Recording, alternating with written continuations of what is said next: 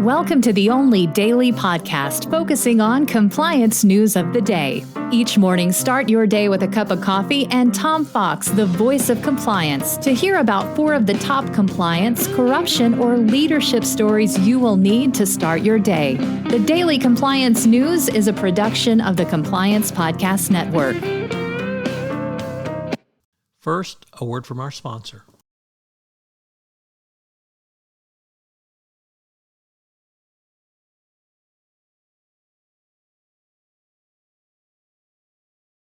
The Daily Compliance News for June 22, 2022, the TikTok Problem Edition. And we begin with that story from the New York Times Deal Book about the president's TikTok problem. A BuzzFeed report raises question about Biden's approach to TikTok and China's deal-making.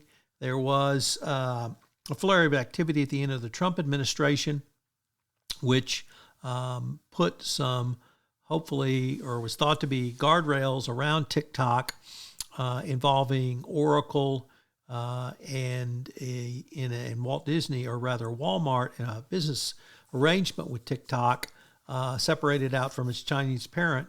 But this has not been accomplished by the Biden administration, who seems to have let this slide.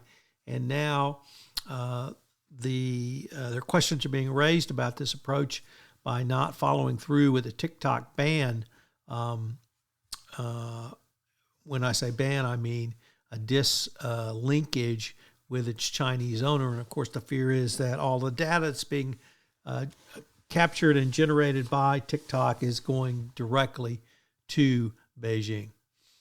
Next up, from the Wall Street Journal, firms warn of shipment delays around the implementation of the new law blocking imports from China's Xinjiang region under the Uyghur Forced Labor Prevention Act, which presumes all products produced there, or all items rather, are made with slave labor and forced labor, and it blocks importation from this area of the world. Before the law was passed, the onus was on U.S. customs officials to provide evidence of the presence of forced labor when they impounded such shipments. Now, this new law shifts the burden to require companies to show their imports are free of such activity, a change that will impact electronics, agricultural goods, and other products.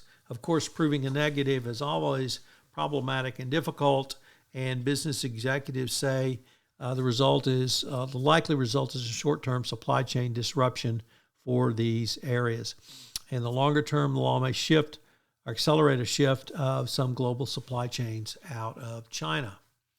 Next up, also from the Wall Street Journal, companies are finding that leaving Russia is difficult, although many are trying. Philip Morris, for one, has spent months trying to leave behind a business with over 3,000 workers. So how do you do that? How do you get your people out? The CEO of Philip Morris said that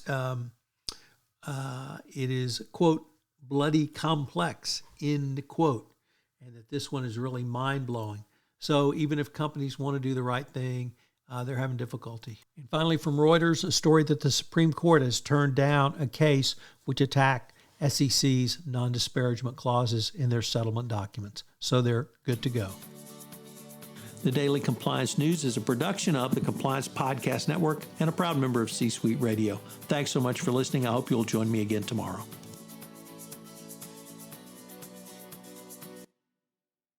This podcast is a part of the C-Suite Radio Network. For more top business podcasts, visit c-suiteradio.com.